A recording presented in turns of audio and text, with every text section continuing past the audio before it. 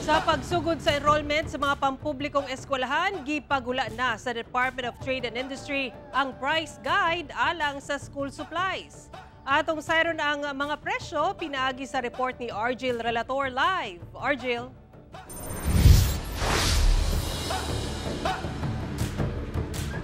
Sara, sumala sa DTI ang kadaghanan sa presyo sa mga school supplies kay wala na tarog kung itandi sa milabayng tuig. Apan doon na sa mga school supplies ang presyo ni mahal ug ni baba.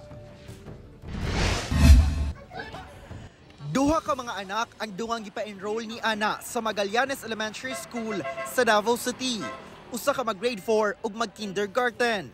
Human sa enrollment, asikasuhon na sab niya ang pagpalit sa mga gamit pang eskwela.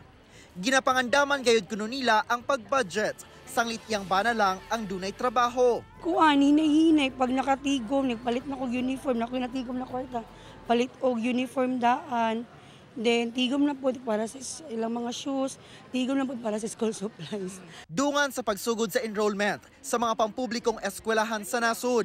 Gipagula na sab sa Department of Trade and Industry kun DTI ang price guide alang sa school supplies. Ang notebook mapalit sa presyong 11 pesos and 80 centavos to 52 pesos. Magdula sa 9 pesos and 50 centavos hangtod 61 pesos ang presyo sa grades 1 hangtod 4 nga pad paper.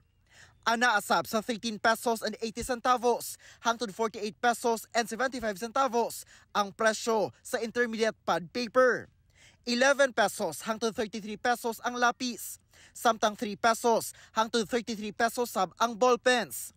Ang box sa crayons nga dunay 8 ka color, ana sa 12 pesos ang regular, hangtod sa 65 pesos ang jumbo. 32 pesos ang 12 color, 24 hangtod 83 pesos ang 16 color, og 34 hangtod 114 pesos ang 24 color crayon pack. Ana sa 15 pesos hangtod 69 pesos ang tahal. 16 pesos hangtod 29 pesos ang rulers. Og 4 pesos and 50 centavos hangtod sa 20 pesos ang erasers.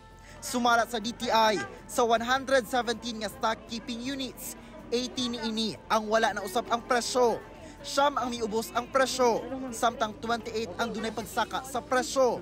Abiso sa DTI nga sa pagpamalit og school supplies, kinahanglang i-check ang label sama sa pangalan ug address sa manufacturers o importers ug ang ihap sa leaves, labi sa notebooks ug pad paper.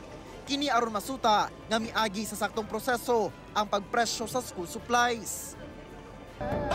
Sara, alangad to sa mga ginikanan nga nagdagay notes sanglit dili lamang usa ilang estudyante o more than one note, duha o tulo. So kailangan din mag-budget sa ilahang kwarta. Mamahimo man nga upili atong mga school supplies nga ni barato karong tuiga o dili ba katong pinakaubos og presyo base sa price guide. Sara. Okay, daghang salamat Argil Relator.